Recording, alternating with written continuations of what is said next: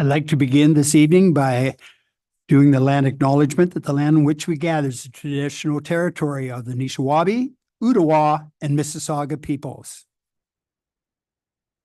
I'd like to welcome each one here this evening in our new chambers. Confirmation of the agenda that the Council of the Township of North Huron hereby and approves the agenda of January 15th, 2024 council meeting as presented. May I have a mover? Councillor Van Hitterson, Councillor Whitfield, all in favor? Carried. Disclosure of pecuniary interest and the general nature thereof. Seeing none.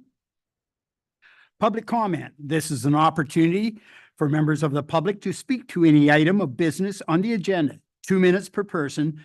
Members wishing to speak will need to state their name and the item of business that they wish to speak to. Seeing none.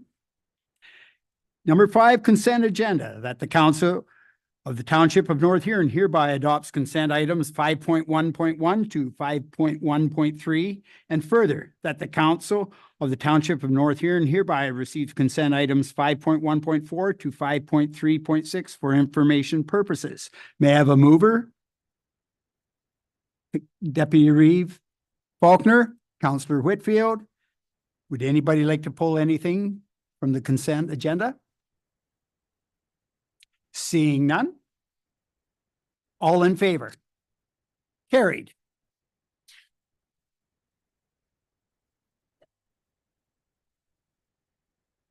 At this time, I'd like to welcome Christine Crane of United Way here in Perth. Come and do a presentation at this time. I know I've heard you on the news a little bit this morning, 3 or 4 different times. So it's good that you're able to make it here this evening. Thank you. Or my apologies, because you're hearing me all the time.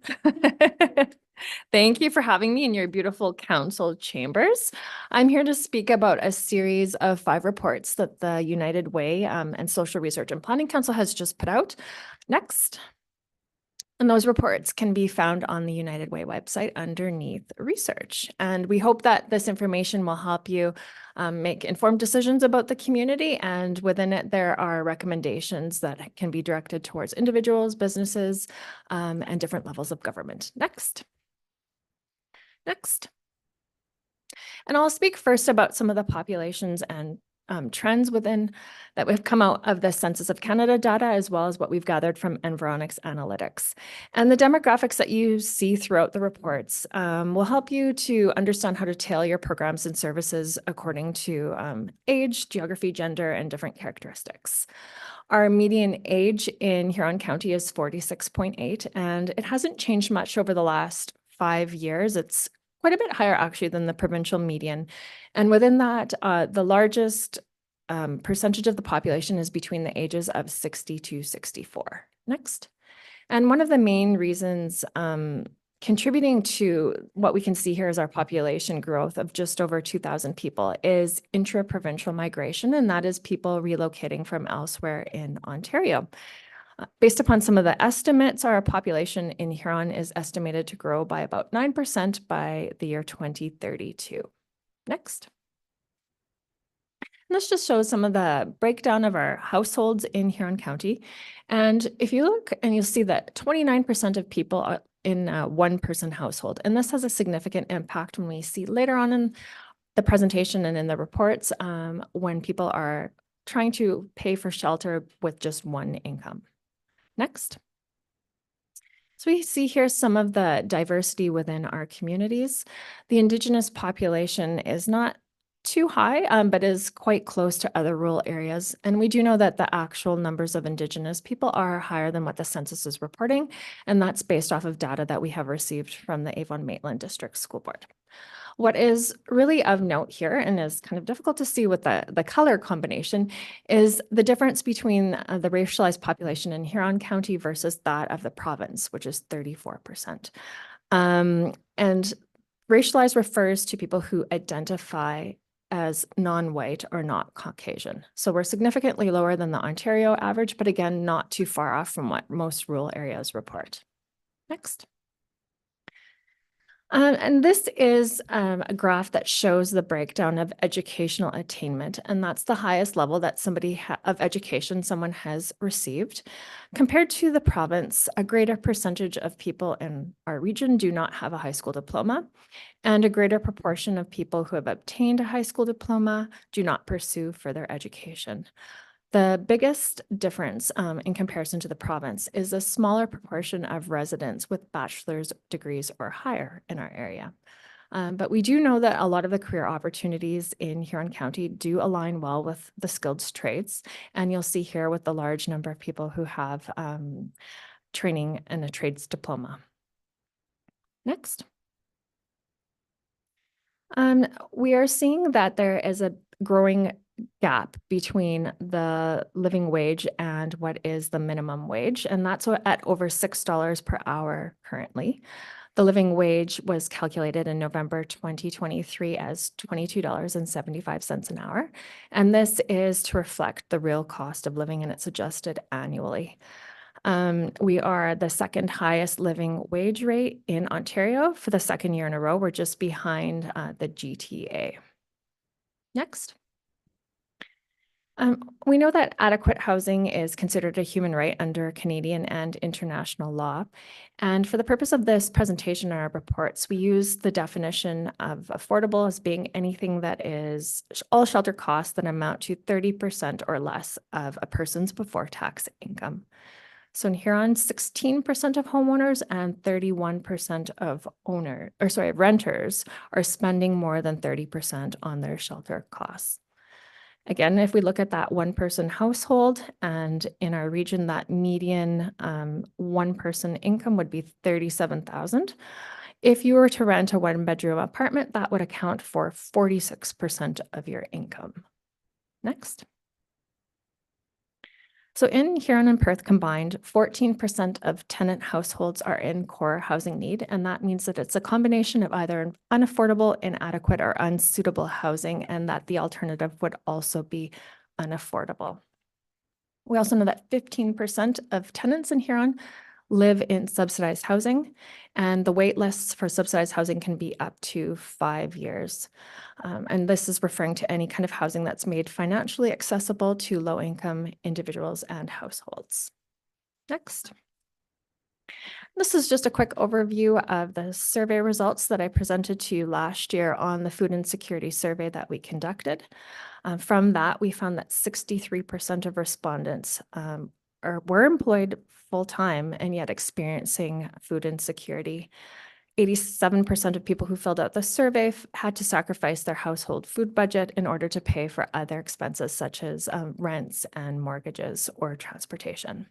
So through that survey, we did validate the finding that poverty is the root cause of food insecurity, and it's also showing that wages are not matching the rising costs of living in our region.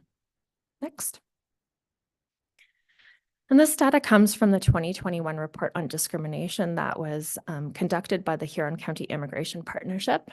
It asked about experiences of discrimination in the past 3 years, so 2018 to 2021. And Indigenous people were most likely to experience discrimination at 81%. And that was followed by immigrants and visible minorities at 69%. And the same survey was conducted at around a similar time frame in London and Middlesex, and their results were significantly lower, with 62% of Indigenous people and 37% of immigrants or visible minorities experiencing discrimination. And this was also conducted in 8 other regions in southwestern Ontario by Immigration Partnerships, and our region did fare very poorly in comparison to those other regions. Next. And this data comes from the Ontario Student Drug Use and Health Survey, and it's just showing the impact that COVID has had on the mental health of youth in the region, with 54% reporting that their loneliness had increased and 51% of youth reporting their anxiety had increased. Next. On this chart, you see the rates of opioid-related emergency department visits and deaths in Huron and Perth combined. And this is per 100,000 of the population. The actual numbers would be higher. And we do know that we're facing a very serious challenge in Huron County, and it's not unique to us. These numbers actually don't show the true impact of overdose events in our community because many people are treated by EMS, police, firefighters, or community members that are able to provide naloxone to reverse overdose events, and people may not be visiting the emergency department because of this. Next. We do have a full report on the environmental quality of life. I just want to pull attention towards some of the data that shows how our climate is changing. The average temperature in 2000 was 7 degrees, and it's forecasted to increase up to 13.4 degrees in Huron by the year 2100. So that's not really that far away. And one thing that was new to me through this report is the term climate anxiety, and that is distress that's felt about climate change and its impact on the environment. And we see that it's a source of depression and worry amongst our youth. Next. And there is a lot of good data, positive data in the report that points towards what we're doing well in terms of quality of life. And I just want to highlight some of those pieces. There is a very high satisfaction for work-life balance. We also know that self-reported life satisfaction overall is one of the most direct measures of quality of life. And it really is significant that 97% of people in Huron report being moderately or very satisfied with their lives. Next. We also have a very strong small business and nonprofit sector, and it's contributing to quality of life in many different ways. Small businesses have a high rate of participation in the community. They purchase goods and services from other local businesses and participate in a lot of local events and fundraisers. They also employ a lot of people in our region. We have a large share of micro businesses, which is 1 to 4 employees, and small businesses, which is 5 to 9 employees in a business. And they're contributing significantly to our economy. And you can just see the top sectors that are employing folks in Huron and Perth County. Next. And throughout the reports, we have a lot of recommendations you'll see in the charts, which are the ones that are focused towards municipal government. And I've just pulled a selection here for you to consider. And one of them is ensuring that our local workforce is earning a wage that is reflective of the cost of living, and also supporting those businesses who can provide that. As well, workplaces, local government, nonprofits, community organizations can all engage in diversity education and training, and that is to reduce and prevent discrimination. So we can work towards improving the outcomes for some of the other folks in our communities that are not faring so well.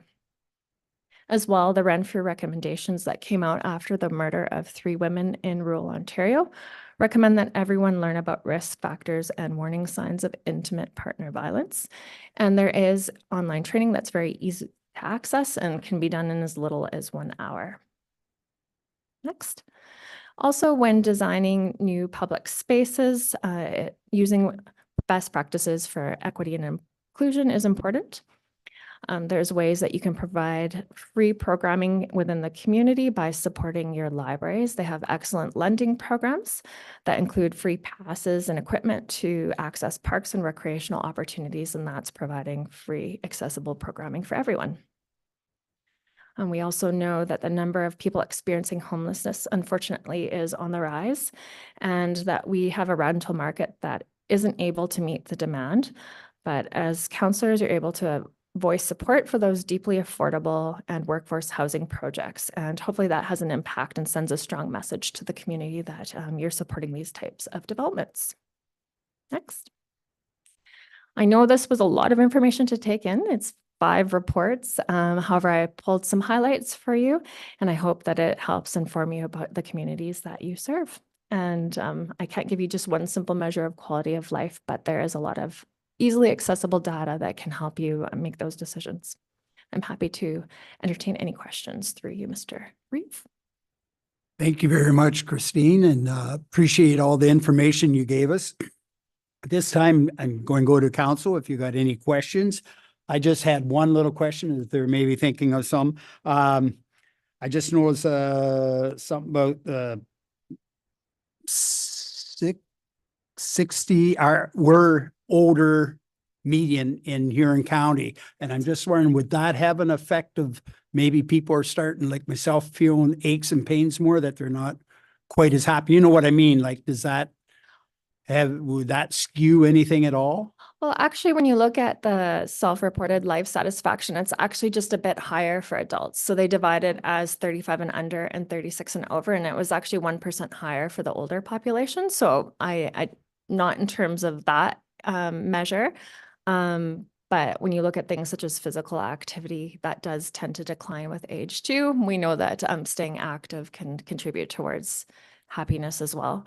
There's just a lot of different factors, but one of the largest factors that contributes towards quality of life is actually income. It's just a predictor of a lot of different things throughout a lifespan. So that can be sometimes the single most important factor. Thank you. Go ahead, Councillor McBurney, please. Yeah, through you, Reeve, to Tristan. In regards to this program, are we in competition with other groups like our oversight committee and stuff like that? Could I ask for a little bit more clarification and competition? Well, it in appears terms of- there's a lot of duplication. That's I'm getting that. Oh, okay. The Oversight Committee for the Community Safety and Wellbeing. Yes, I do participate on that as a representative of the social services sector. No, there is not duplication because we're providing data towards that committee for them to monitor progress for the community safety and wellbeing. So our data, it's a service to the community safety and wellbeing. There is also there are other dashboards that are available within Ontario, but it doesn't have the breadth of data that we have at all. We've specialized, it was over a year's collection and analysis of just local data. So we are hopefully adding to the ability of that oversight committee to be able to properly monitor the health and well-being of our communities. Hey, thank you. Thank you. Thank you. Anybody else have any questions for Christine? I know there's a lot to take in, but it's a lot of numbers there to look at. And Councillor Palmer, please.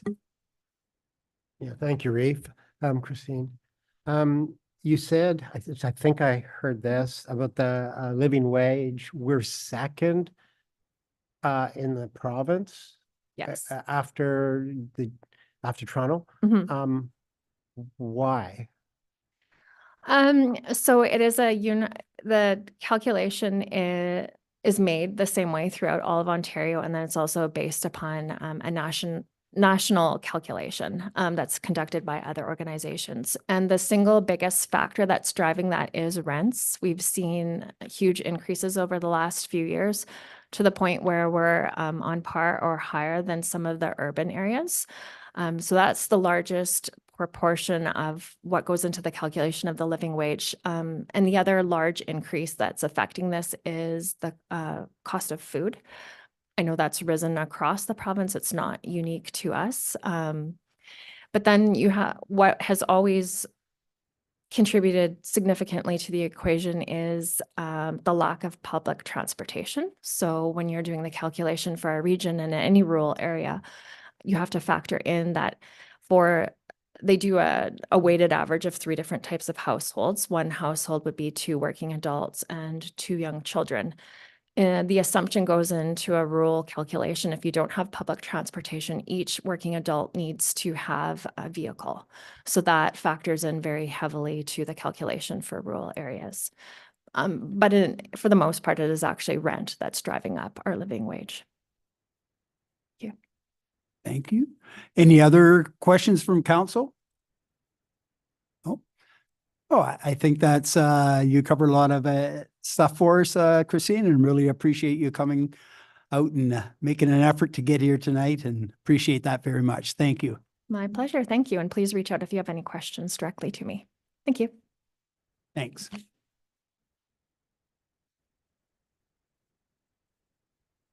(7.1.1) CL 2024-02 multi-year accessibility plan 2024 update and 2023 annual status report.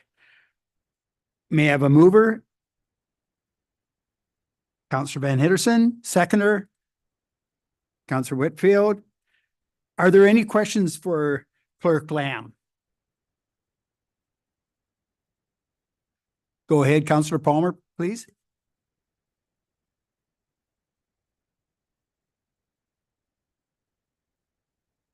Yeah, there's three reports here, Reeve. I've just got to find. Okay, close. It's a picture. And it's in the second report that I was going, it's the storefronts where you have the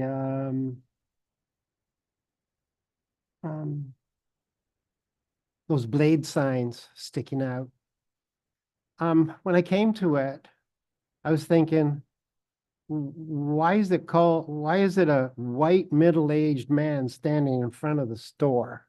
Like, to me, excuse me, that's racist. Can't do that. And well, the choice of store was not one that I favored, but anyhow, but why would if the man be called that? We don't see that in any literature. There's no descriptions of that. The whole essence of anti-racism is to not bring up any differences. So I took offense to this picture, actually, and it's on the committee's head. They're the ones that okayed it. So I was very, very surprised by that one. Enough said. Thank you. Does anybody else have any comment at all? Okay, well, all in favor? Carried. 7.2.1, Financial 2024-02 Interim Tax Levy Bylaw. May I have a mover? Councillor Wright, seconder. Councillor McBurney. Are there any questions for Director Towns in this report? All very explanatory. All in favor? Oh, sorry. Go ahead, Councillor Palmer, please. Yeah, thank you, Rafe. To Director Towns. I just wanted to make sure that nothing's happening till after the budget is passed. And, right? Through Reeve Heffer to Councilor Palmer, this is to pass the interim, so this is not the final tax billing. This has nothing to do with the 2024 budgets. But what levy would you use?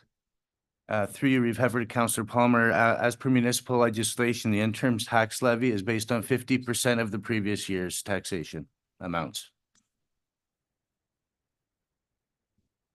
That could be more than what our budget would be. Through Reeve Heffer to Councilor Palmer.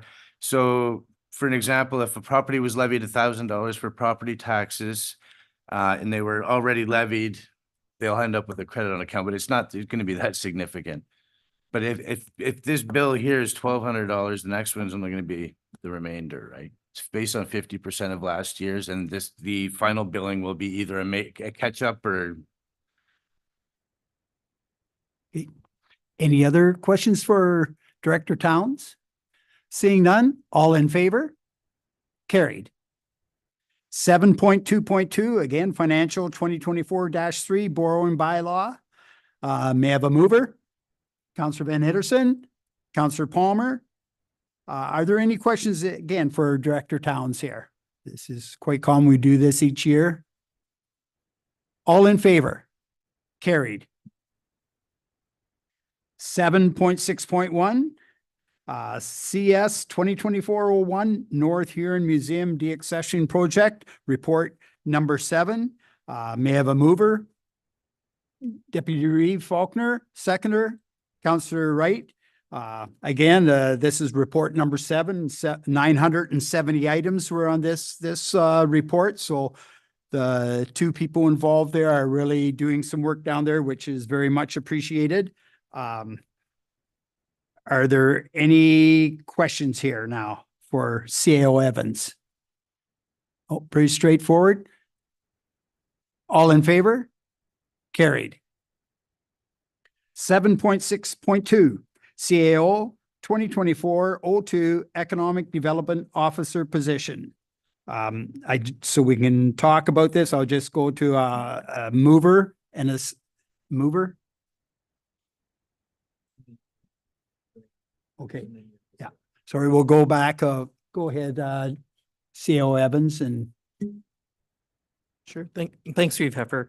So just for the benefit of everyone, back in December at the budget meeting, there was a discussion regarding North Huron's Economic Development Officer position.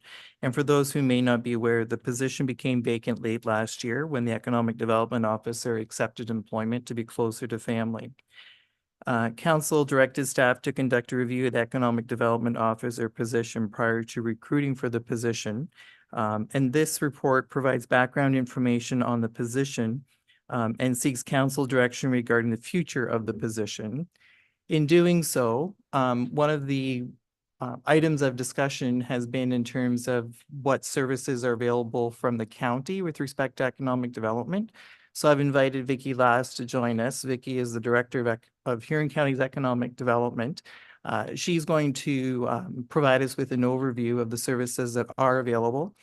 And then I would suggest after Vicki's presentation, certainly if council has any questions for myself or Vicki, we'd be more than happy to answer them. Maybe just before I turn it to Vicki, I just want to note one omission in my report. There should have been an option 5. This was not intentional. It was simply an oversight on my part. Another option in the report that is not there, council could direct to investigate servicing arrangements with neighboring municipalities. So I like just to give that additional option for council's consideration. So with that, Reeve Heffer, I will turn it over to Vicki. Thank you. And through you, Reeve, to council, it's a pleasure to be with you this evening. Thank you so much for the invitation. And I'd like to walk you through a presentation that just outlines the Economic Development Department at the county level and the work that we do. And also I will try to highlight some of the places where we touch on your strategic plan and on the activities that we currently do in conjunction with all of our municipal partners, and highlight some activities in North Huron as well. So to begin with, next slide, please.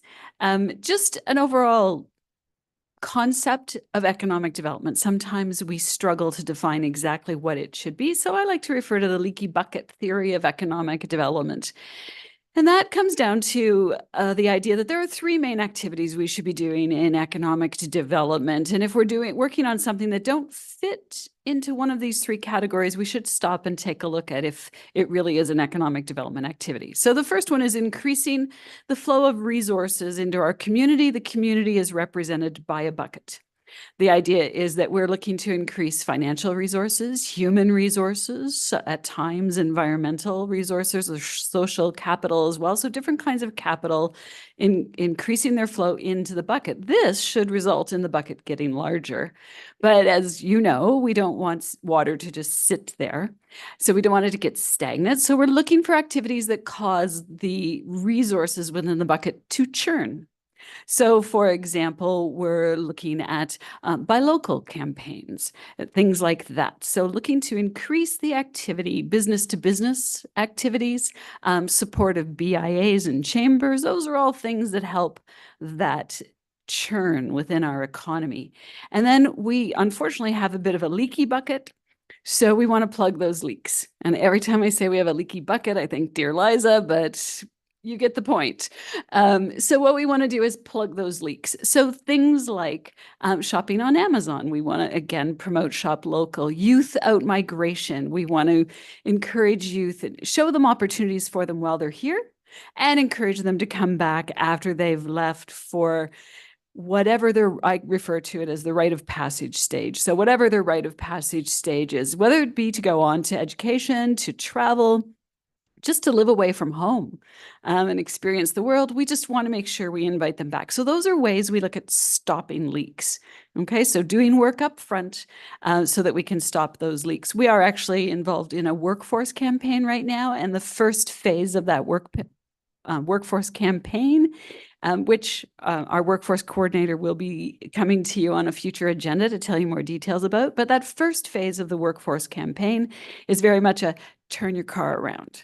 So we have great jobs for you in Huron County. We want you to work locally. And we've launched a job board to make that possible. And the job board scrapes from over 32 aggregators like Indeed or other local job boards. So we'll tell you more about that later, but that's another example of stopping those leaks. So when I drive into Huron County, I'm a leak from a different county.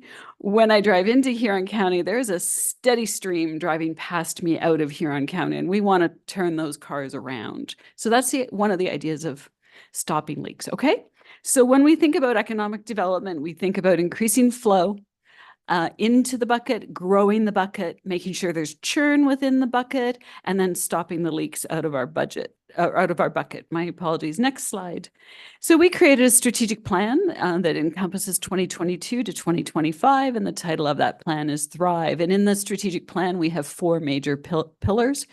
One is to collaborate with our partners, such as our municipal partners, but also our chambers, our BIAs, our educational institutions, organizations like the Huron Manufacturing Association, the Technical Training Group, which does pre-apprenticeship training, etc. We have a number of different partners that we want to collaborate. It also means collaborating across our lines of business and collaborating with different departments in the county itself. We're seeking to not recreate the wheel and also to not duplicate services. Sustain. So our second pillar is to sustain and grow our thriving business community. So we're focusing on supporting the businesses that exist through some of our services. We'll get into those in a few minutes, and also doing investment attraction work. When people look to do investment attraction, their first stop is usually at a county level because they're not necessarily familiar with our municipal system. But then we pass those referrals on and work with our municipalities to move those forward. And quite honestly, in all reality, when you have an economic development officer and we can maintain those conversations around available land, available vacant businesses, and we can pass on business leads or work collaboratively on that, that really helps to advance that investment attraction portfolio. So we did work closely with your EDO previously and enjoyed a compatible working relationship. Our second main focus is communicate. So to effectively communicate internally and externally what we're doing, how we're doing it, who we're doing it with, why we're doing it, and looking for ways to, again, collaborate.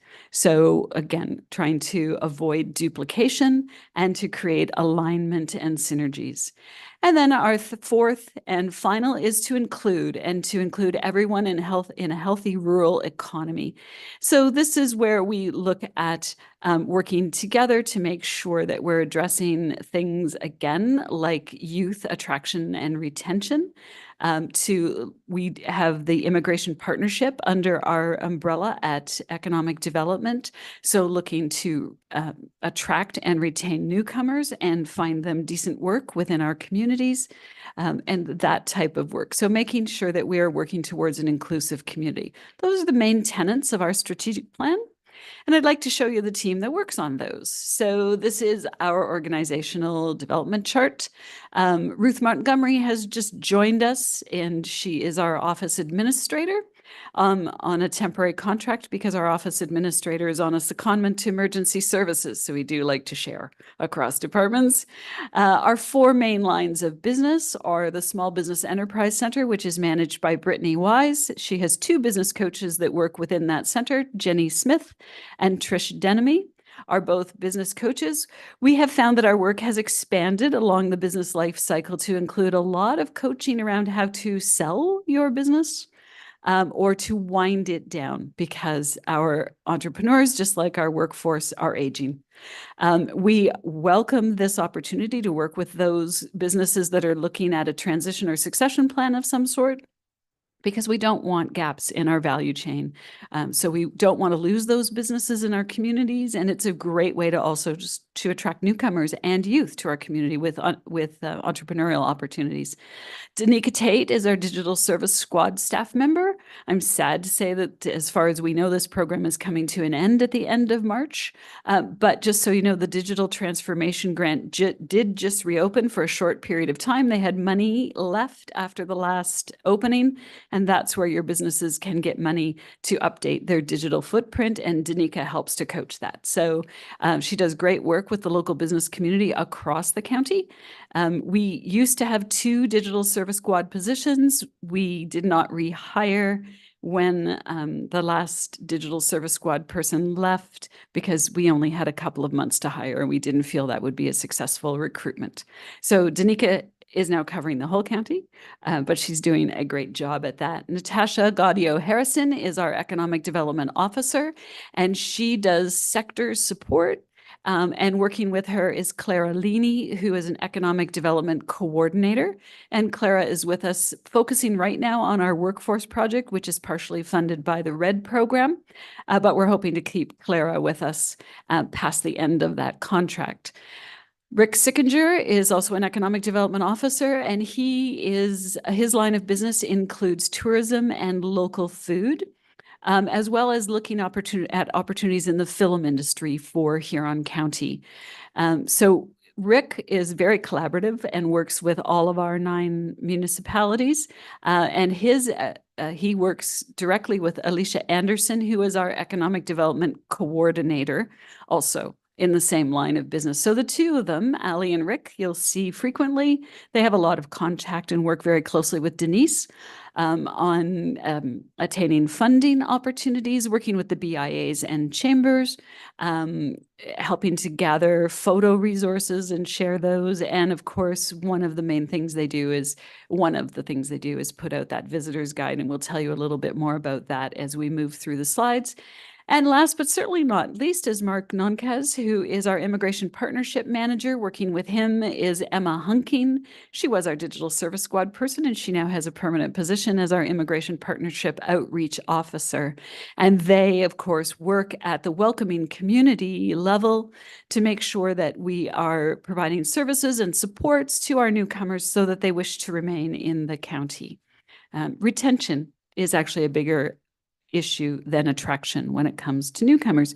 So you'll be familiar with some of the work they've done, such as the cricket match in North Huron, to give one example. If we continue on, industry support and sector focus, the support for the agricultural sector, I lead that. I have a sad shortage of farmers on on my team, but we're working on that and building their agricultural knowledge. So I have the privilege of working with partners such as the OFA, the NFU, the CFFO, so Ontario Federation of Agriculture, National Farmers Union, and the Christian Federation Farmers of Ontario. I work with Gateway around healthcare. I work with different ministries, municipal partners along the supply chain, and ag organizations as well. This past year, we have concentrated on farmer mental health. We're continuing to look at that.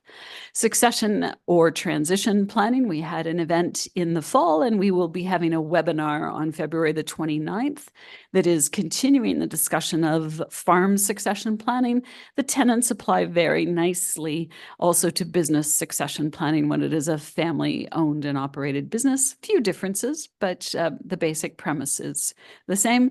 Working on workforce development in the ag sector, and then also investment attraction along the sector value chain. So when we talk about agriculture, it's not just primary agriculture, but looking at further processing opportunities, support of availability and consumption of local food, support to farmers markets, and that sort of thing. Those are some of the things we do in the department around this sector.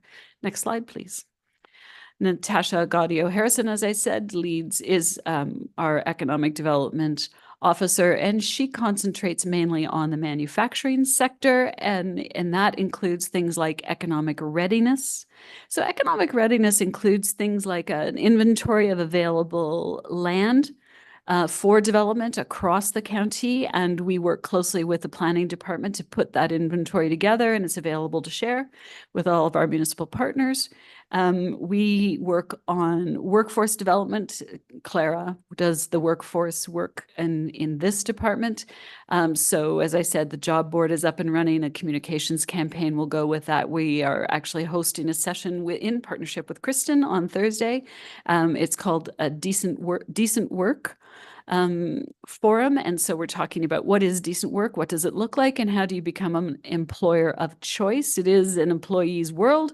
And so we want to make sure that our businesses are in a competitive situation to attract those employees who at the moment, most employees have at least 3 to 5 job options, very viable job options in front of them. And so they are actually doing more of the selection than employers. That's what we refer to as an employee market. We work on access to training and upskilling, and we look at youth focus along this line of business as well. Next slide, please.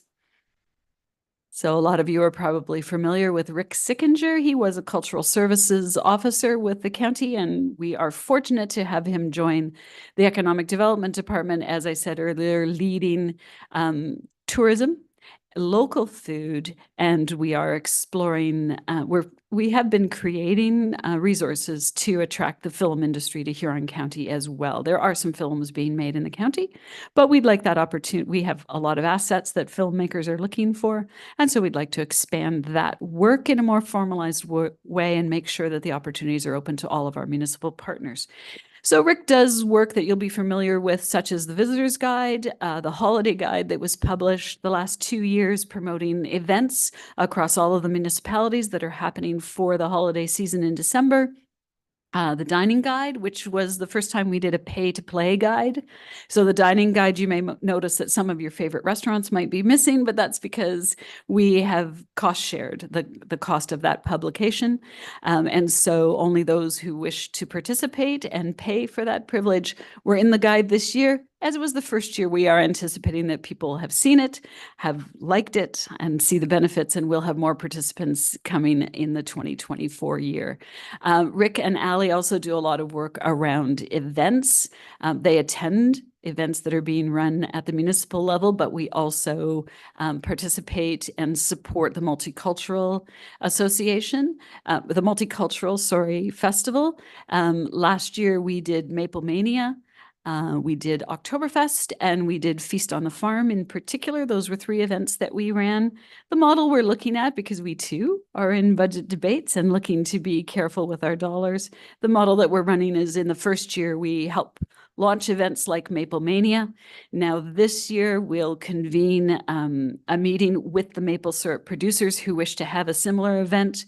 They will plan what they're doing on their own establishments, but we will advertise the weekend of events and provide some support to them, but we don't have funding for it this year. So we're looking for that partnership. So we help to launch an event. We help to nurture the event within the industry, and then we leave it to the industry to move forward on that. You'll have noticed Huron Hygge that we did during COVID. We launched that brand and left it available to all businesses to use, but we don't lead a Huron Hygge event anymore. So that's the process that we're doing with some of our events. We will be running an Oktoberfest again this year. We did a tourism summit last year. We will be doing an economic development summit of a sort that will include tourism, and we'll be looking to celebrate our harvest season as well. Not sure it'll be a feast on the farm, but we're working on that at the moment. We also support the brands Ontario's West Coast and Taste of Huron as well. So that's some of the work that we do there. The Huron Business Center is led, as I said, by Brittany Wise. She works again with our municipal partners. Both Rick and Brittany host a municipal roundtable, and that roundtable occurs every other Monday. And who comes to the table? The BIAs come to the table, the chambers come to the table, a representative of each municipality comes to the table, Community Futures Huron comes to the table, and we do various things at that table. We share information, best practices. We also have provided training and education resources by supplying guest speakers to our partners who sit at that table. And we try to keep the lines of communication open so that we aren't duplicating duplicating efforts.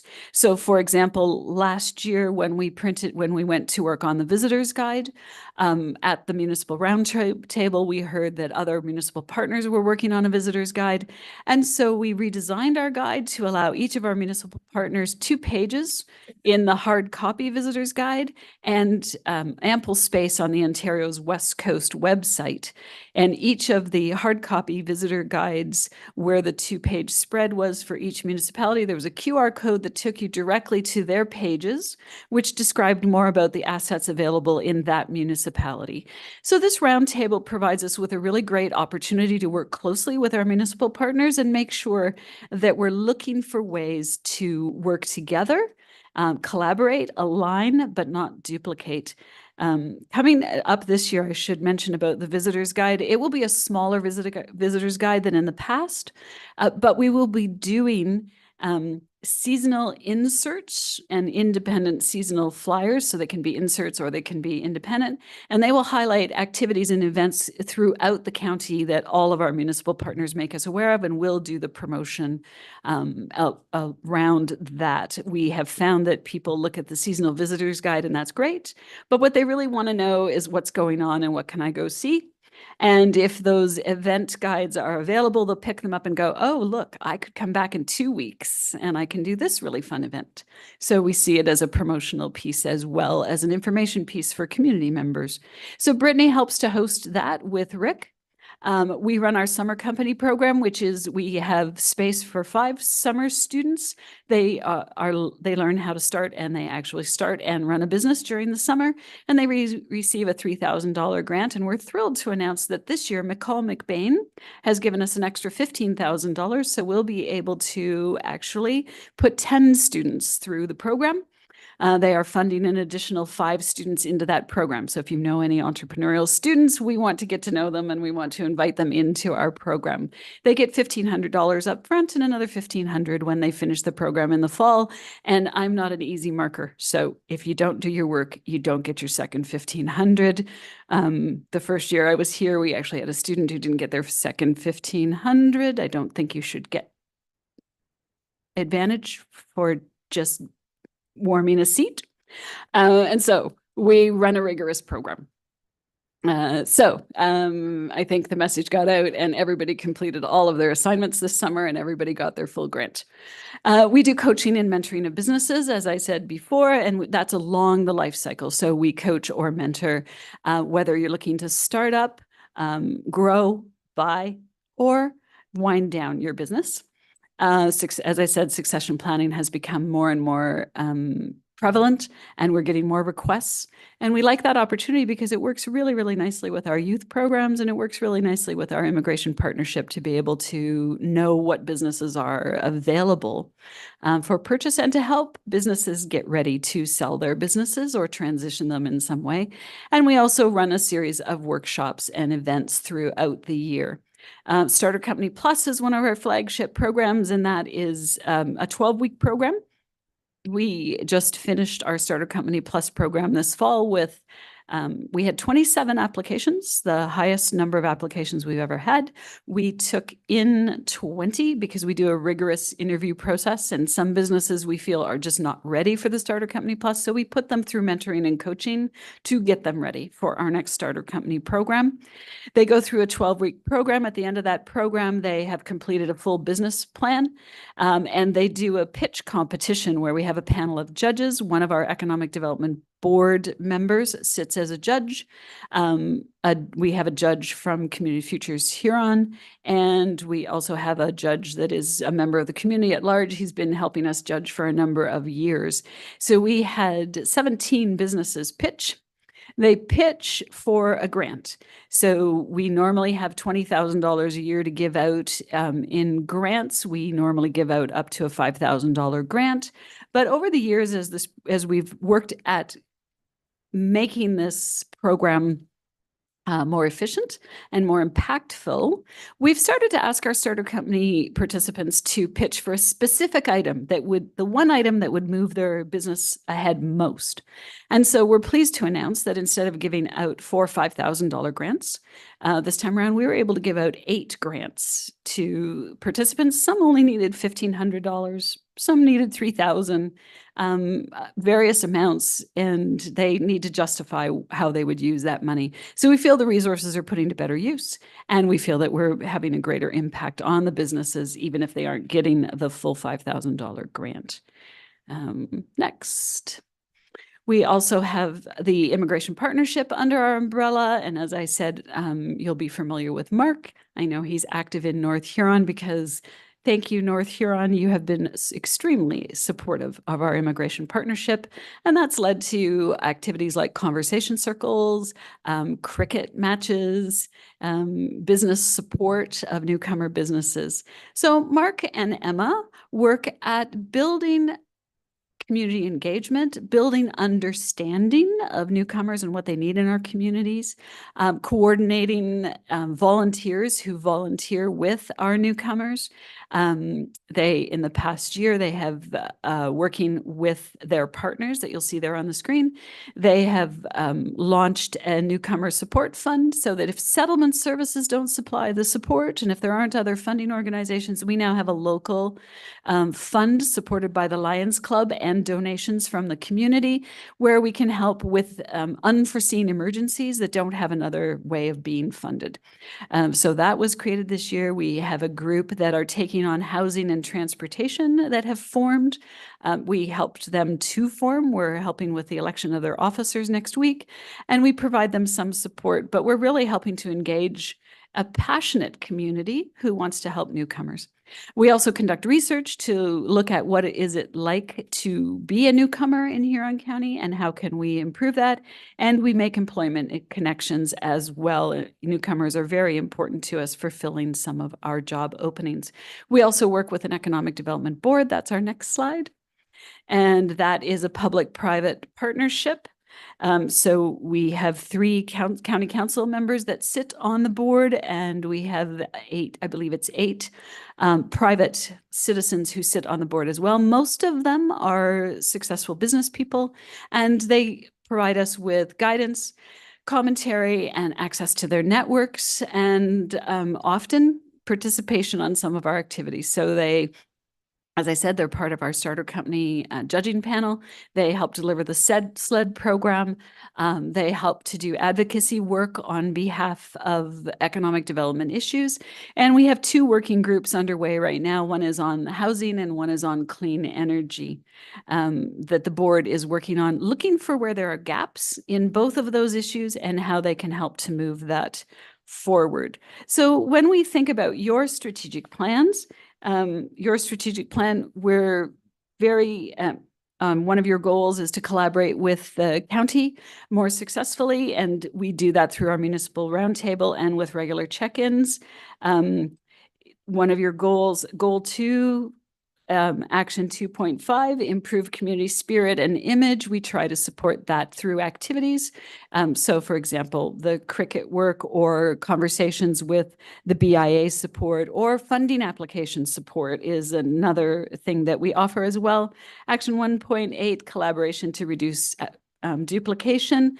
That's achieved through the municipal roundtable. Action 1.4, provide visitor information to the community. We've launched an events calendar that sits at the county level, but it takes information from events calendars with each of our partner municipalities. And if you don't have a calendar that automatically feeds up to our system, then we're happy to post any events on that calendar, and we drive traffic to that calendar through Ontario's West Coast.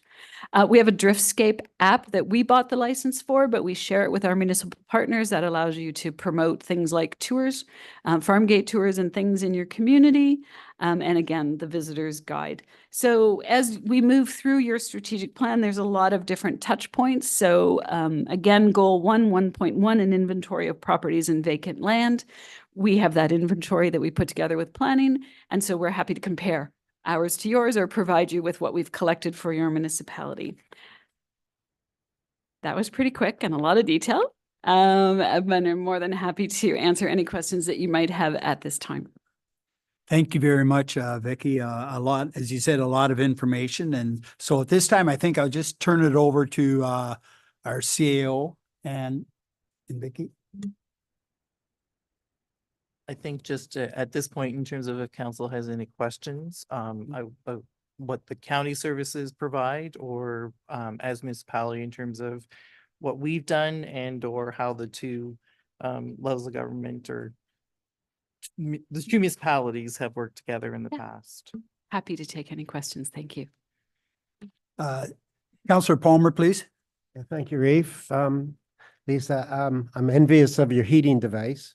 one thing. It's cozy. Yeah. Can you tell us what the status of other municipalities are regarding economic development officers? Does everybody have one? Are they sharing or what? That's question number one. Certainly. Thank you, Councillor Palmer, and through you, Reeve, to council. It varies. So Central Huron has a community information coordinator who works with their BIA and their businesses, but does not do investment attraction. Huron East has an economic development officer, and she works the spectrum of economic development activities. So from the downtown development and support of BIAs through to investment attraction work, and we work with her on that as well. Godrich has an economic development person who concentrates mainly on community development and tourism. So she has worked on things like the salt mine, the salt festival that they had this last year. Blue Water, it's an off the corner of the desk kind of position. South Huron has a designated individual who is in a community, I think the title is Community Engagement Officer. So some of her portfolio would be very similar to Denise's portfolio. Arts and culture, and ECDev in that community ECDev sphere, but not in the investment attraction or workforce development sphere. Who did I miss? ACW. ACW has an ECDev committee, and we work closely with that committee. We go and do presentations with them frequently. With all our municipal partners, we do assist with grant funding. So we have conversations at that municipal roundtable. For example, the RED grant is reopening this month. And so we'll sit with them and say, okay, who's applying for what? Because we don't want to compete with each other. Is there a way we could do a joint application, and what would that look like? Or, for example, funding through RTO4. Last year, a number of municipalities wanted to build up their photography resources. So we said, well, instead of everybody applying individually, let's do one application and develop photo resources, give money to each partner and do photo resources for everybody. So that's, I think we covered everybody. Morris Turnberry does not have an economic development person. I think that's the only municipality I didn't touch on. Howick, no, they don't have an ECDev person either. So we, for them, we do things like remind them grants are coming up, and again, they send people to that municipal roundtable. So we have those conversations about what's happening and what's going on, and we do. They, like every other municipality, got space on our website and in our visitors guide as well. Okay. Thank you very much. A follow-up, please. For sure.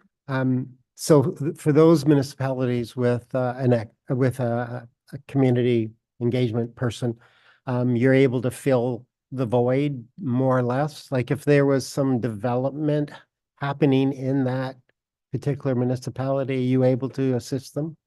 We do that to the best of our ability. You'll notice, though, that I only have one investment attraction EDO. And so there is limited capacity to assist, but we work as to our best ability based on the request from the municipalities to help them with their work. So it varies depending on the skills and the talent. Frankly, periodically, Dimitri and I would have conversations about investments. He did all the work. Just to be clear. So where you have advanced in investment attraction and business growth and business assistance, Dimitri did all of that. So, so you do move faster and further when you have your own resource. We're still there to support you, but with only one EDO, we do have limited capacity. I would love to get to the point where we could be like planning and have they have a planner for each of you. I would love to have an EDO for each of you, but that's not our current staffing capacity. And in particular this year, we're very excited for our EDO, Natasha. She's expecting, so she'll be leaving us this spring and we'll be recruiting for someone to fill her maternity contract. And so, we may have lower capacity this year, just to be very clear about what we can offer you and what we can't. And you did ask about partnership. At one point when I was with the province, there was a shared EDO trial between Blue Water and Central. And I think they found that didn't work very well. It didn't last very long. So I don't know if it was the proper defining of expectation. I wouldn't say that it wouldn't work, but if you're a high capacity municipality and you have a lot of activity in that sphere, I don't know that you'd want to share. But say, for example, Howick, ACW, and Morris Turnberry wanted to share someone, that might make sense, right? For smaller municipalities, not as many downtown cores, that might make more sense. So I just wanted to note that that has been done. But the pilot didn't last very long. Okay.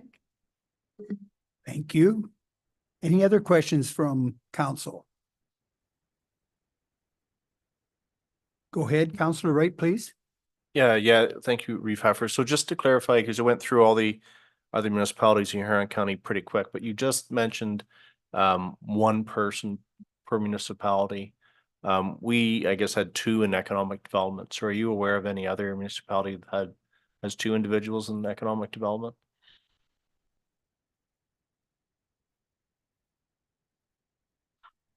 Officially, no, but practically, duties are divided in that, for example, in Goderich, if it's investment attraction, they do have somebody that supports that side, but their title isn't EDO and they aren't specifically an EDO that's working on that investment attraction piece. So each municipality, in addition to those that I named, have people who have complementary or tangential roles that also work in economic development. Okay. So, and for example, there's so many different structures, but in Huron East, for example, they have an EDO who does the spectrum, but they have a very, very strong BIA that does a lot of work, and they have it's in a community endowment fund. It was a trust that was established for Seaforth, I think, in particular, and that has a associated organization that helps with those dollars, which does a lot of the work at, say, the level of community development, whereas the EDO does community development support and investment attraction. So officially, no, but there's lots of unofficial arrangements in each of the municipalities too. Thank you. Any other questions? Seeing none? Okay. You coming, Vicky? You gave us a lot of information there, and I know some things you brought through there. We had breakfast, that on-farm breakfast was a great, huge. So people into the municipalities with that, and really great things that you're helping us with. Really appreciate that. Thank you. So again, no questions come to your mind at all? But I know she's easy to get a hold of. I had to talk to her today for a minute, and so she's really easy to get a hold of and always returns something. So An email is the very fastest way to get a hold of me. I can't return phone calls at 10 or 11 o'clock at night, but I can answer emails. So just letting you know, not that I make a practice of working that late, but if there's something pressing, I can do that at odd hours. So just to let you know. Right, Dwayne? My fastest return is an email. Thank you so much. thank you very much, Vicki.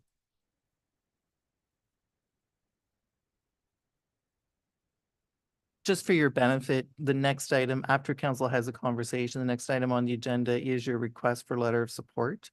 So you may just want to, No, perfect. I should have mentioned that. Thank you.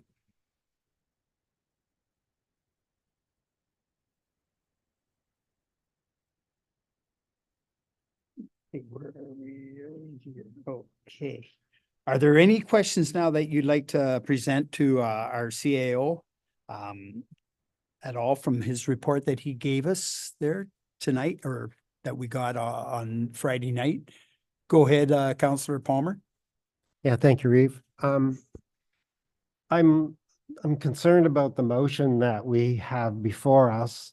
It does not include the options that are in the report, clearly in the report. And I think in the past, council has enjoyed that format of looking at different options and then asking staff to go with whatever works for council.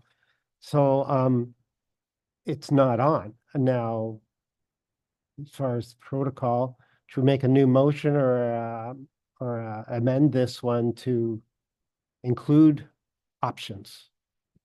So through you, your worship, to answer Councillor Palmer's question, basically this would be the staff recommended option in the report. And then I believe the CAO's report, the way it's set up is if you do not want to proceed with the staff recommended option, there's 4 other options noted in the report. So basically what you would do, if you wanted to proceed with the staff recommended option, you'd put that motion on the floor that was presented. If you didn't, you'd put a motion forward to proceed with option number or whatever as set out in staff report CAO 2024-02. So it's basically an option without numbering it as an option.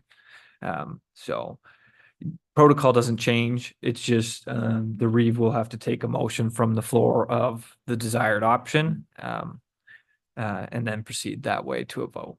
I think just first of all, I asked the CEO if he just go over the options there that's in our report. Thanks, Reeve Heffer. So there's 5. Well, there's 4 in the report, but there's actually 5 for council's consideration. So the first option would be to retain an economic development consultant to provide services on an as-needed basis. And I won't go into the pros and cons, but those are outlined in the report. Second option would be to appoint 2 council representatives to work with staff to complete a review and consolidation of the duties and responsibilities of the community engagement coordinator with the economic development officer. Option 3 is to seek additional Huron County Economic Development Department resources to advance economic priorities council has identified in the strategic plan. Option 4 is to reestablish the North Huron Economic Development Committee. And option 5, which is not in the report, but I mentioned earlier, is to direct staff to investigate the potential for the sharing of economic development services with neighboring municipalities. Sorry, and then the other option, which is the recommended option, is to proceed with the hiring of an economic development officer. Thank you, CAO. So are there any questions that you want to bring just that came through from the report for any of you would like to ask any questions? So open the floor up for that. Go ahead, Councillor Wright, please.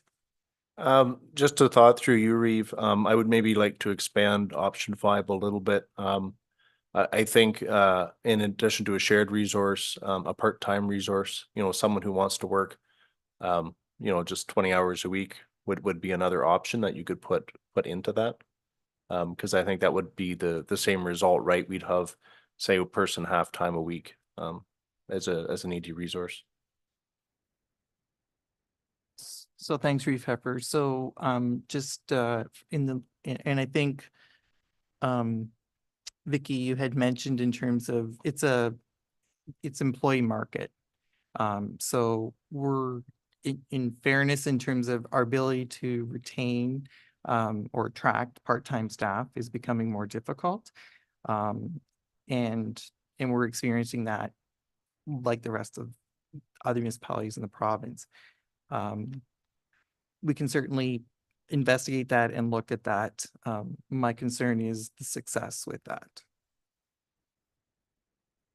Yeah, just to clarify, Reva, I was thinking maybe of someone looking for semi-retirement, as opposed to a younger part-time person. Thank you. And yet, go ahead, Councillor Palmer, please. Yeah, thank you, Reeve. I'm concerned, okay, well, our past ACTEV officer did a good job, great job. He had something to work with, Hutton Heights and some other things. And he left us in a really good position. Today, we don't have that anymore, real land that would be available for industrial or whatever. And so I'm just have a hard time that there'd be a cost benefit to having this position being filled. I like the idea of expanding the role of the community. Well, what is it? The community, the nieces. Engagement. Yeah, that position. I like that idea, and having Huron County help to whatever degree they can do. And of course, I also like our CAO getting involved when necessary, if he can help in any degree. Like, that's where I'm coming from, because we can't afford more big wages. I'm just afraid that it's A point of order. excuse me. Okay, go ahead, almost done. Councillor.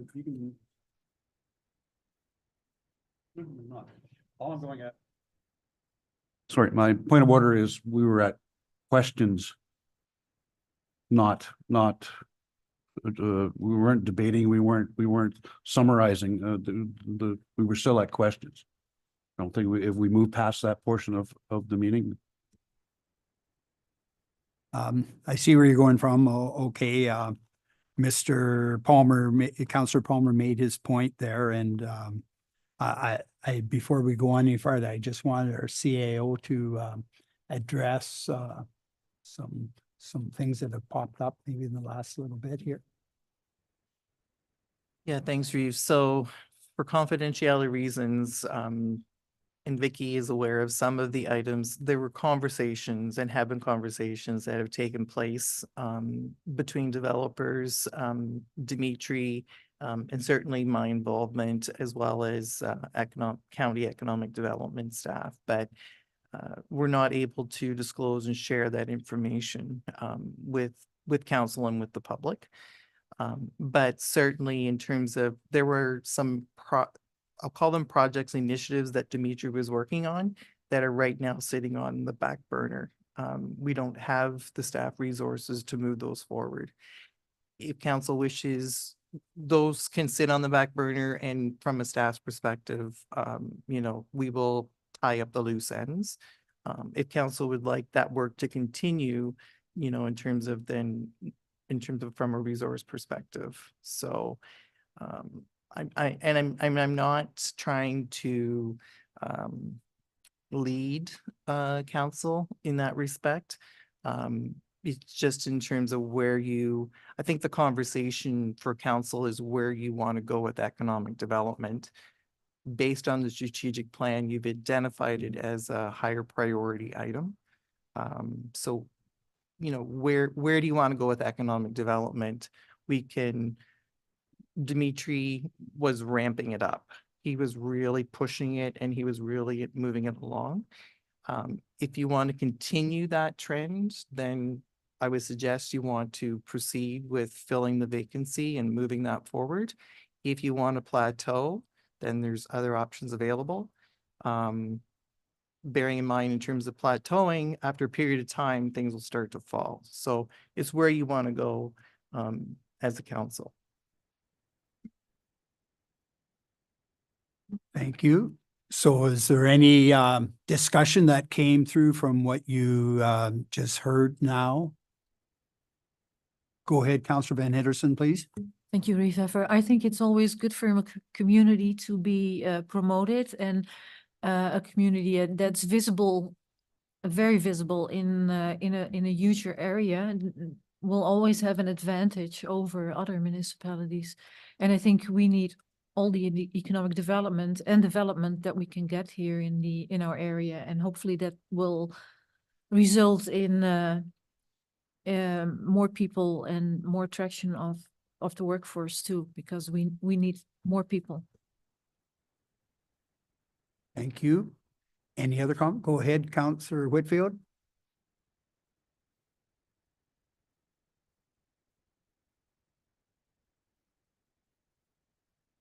We do need to get more land in order to do this development, do we not?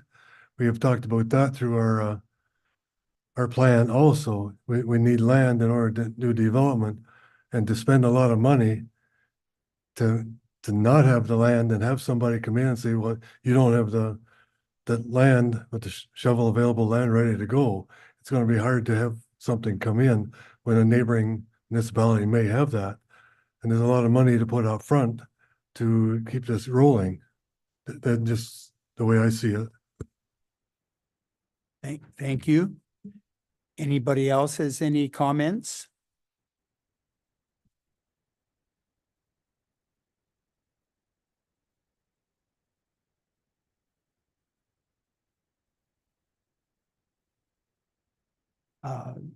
CAO, would you have anything to say? Yeah, just in terms of two things. One, just in terms of the land piece, I can't, that was something that's been on, that what Dimitri was working on. Again, I can't go into any detail at this time, but that was on the radar. In terms of the other consideration for council is in terms of that the Nuclear Waste Management Organization will be making a decision later this year regarding the project to the north of us. So in terms of economic, that's something specific that will impact us here in North Huron. But I mean, there will be benefit certainly to the county as a whole, and I'm sure, you know, in terms of the county will support whatever we were to decide to do around that. But as Vicky's indicated, you know, in terms of limited resources at the county level, it's an opportunity for us if South Bruce is the selected municipality for that particular project. I certainly see great economic benefit, but we need to be ready for it. So are you satisfied with the answer there? Yeah, through you again, Reeve. Yeah, as Dwayne says, it's what we need to be ready for this. And if that does go north of us, yeah, we do have to be ready. And I don't know if we need somebody, if everything is already in motion, do we need to hire that person? Wouldn't a part-time person retired with all the experience and everything, with contacts and everything, not be a better investment at this period of time?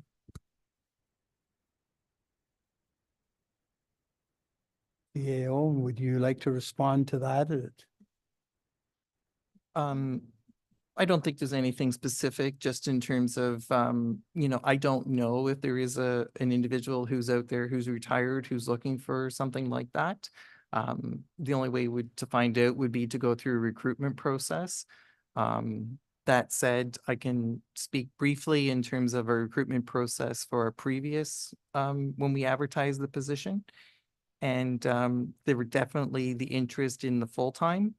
I can't say that we had, bearing in mind we advertised for full-time, but we didn't have individuals coming through that interview process indicating to us that they were only interested in part-time. So there was a greater interest definitely in the full-time versus the part-time, but that's not to say there's not a part-time person out there who might be willing to take it on.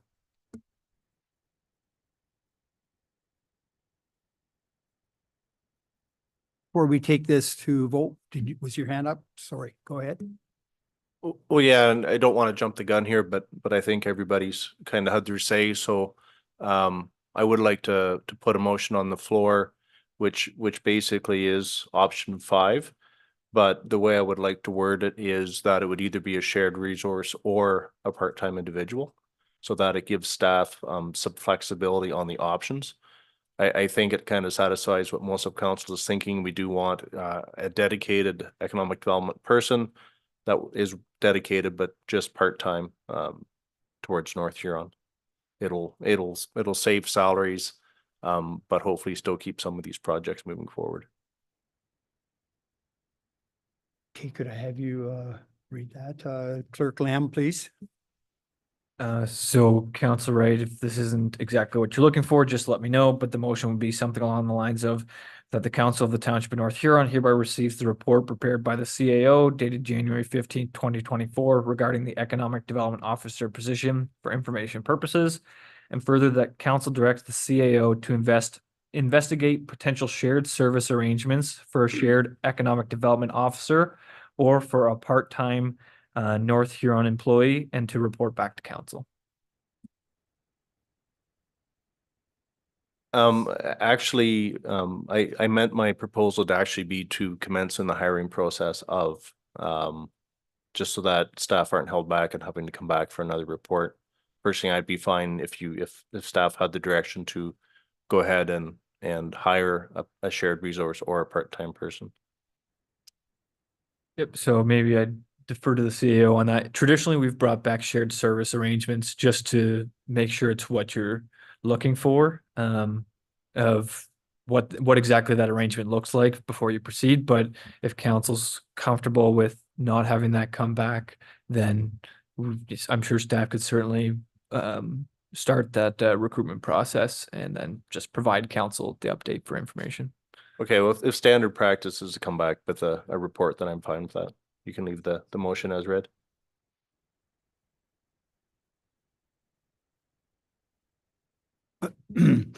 Mover, a seconder, Counselor Palmer. All in favor? Carried.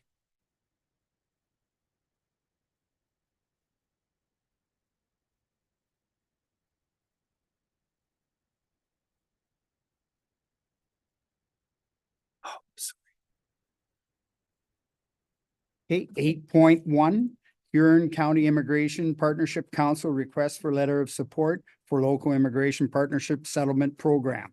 That the Council of the Township of North Huron hereby directs staff to send a letter of support to the Immigration, Refugees, and Citizenship Canada in support of the County of Huron's local immigration partnership settlement program.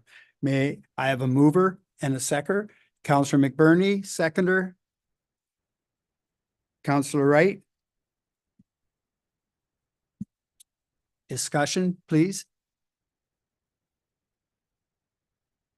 Go ahead, Councillor Palmer. Yeah, thank you, Reeve.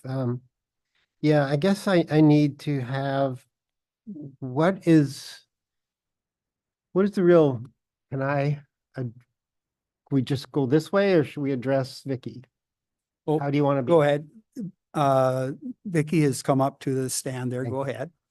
I'm just trying to see what's below the surface here. If a municipality endorses what the county is asking, where does it leave us? Like you yourself said that North Huron has done a lot already. If our name is on a letter of support, does that mean that the process zeroes in on us or not? If I may, through you, Reeve. So we have a 5-year contract with Immigration, Citizen, Refugee, IRCC, Immigration, Refugee, Citizenship Canada, that will be ending at the end of March 2025. So IRCC has just put out their call for proposals, and we are applying for another 5-year contract. And as you may be familiar with most funding programs, they look for letters of support. This is a letter of support for you to say that you have found value in having an immigration partnership and you would support the awarding of another contract to the county. It leaves you with no obligation whatsoever. We have a letter of support. We've asked for a letter of support from all our municipalities. Our ECDEV board has provided one, and some of our partner organizations have provided them as well, like the Lions Club. Leaves you under no obligation. It's just an opportunity for you to support our application so we can continue the work with another 5-year contract. Okay. Thank you. Any other questions? Well, we have Vicky, or go ahead, Councillor Van Ederson, Thank you please. very much. I think it's a great idea. I think we need every help we get to get workers in our community, and this is a great program. Thank you, Thank Councillor. you. Any other questions here? All in favor? Carried. Thank you very much. So where that leaves you is with a really happy economic development director. Thanks. Thank you very much for your time, Ms. Lass. Okay, number 9.1, Reeves Activity Report. I just want to remind you that 4 and 25, the lights there, they should be working by mid-January. And we've had one county budget meeting, and I'm hoping there's going to be some changes being able to come through on that. And but I'd like to let each of you know that I myself was very happy with the way our budget went forward.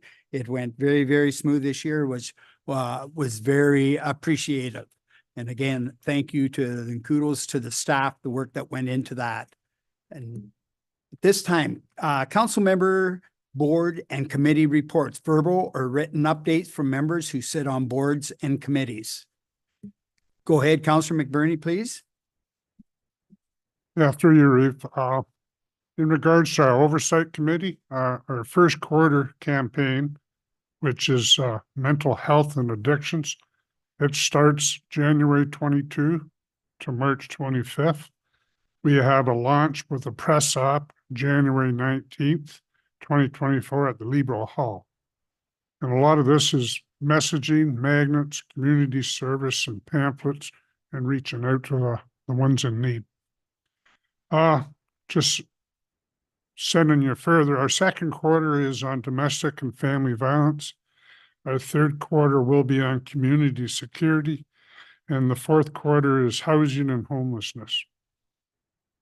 That's my report. Thanks very much, Councillor McBurney. Anybody else has any reports there? Okay. Comments by members. Are there any comments by members?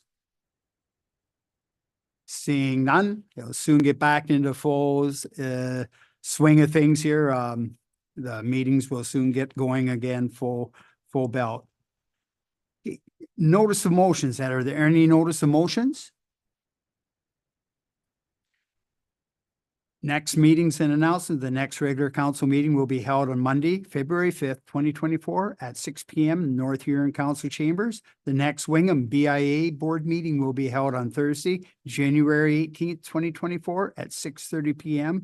in the Hot Stove Lounge at the North Huron West Cass Community Complex. And the next Blythe BIA board meeting will be held on Thursday, January 25th, 2024 at 8 a.m. in the Blythe and District Community Center. Are there any other announcements by any council? Go ahead, Councillor Wright, please. Yeah, thanks through you, Refer. Sorry, I apologize. I should have said this under comments by members, but I just wanted to pass along my thanks to staff on the work they did for figuring out a solution to clear the west side sidewalk on the Hannah Bridge there. It was actually started happening much faster than I expected. And just to pass it along that quite a few residents have actually noticed it and made comments to me that it really is making a difference. So I want to pass along my thanks to town staff for that.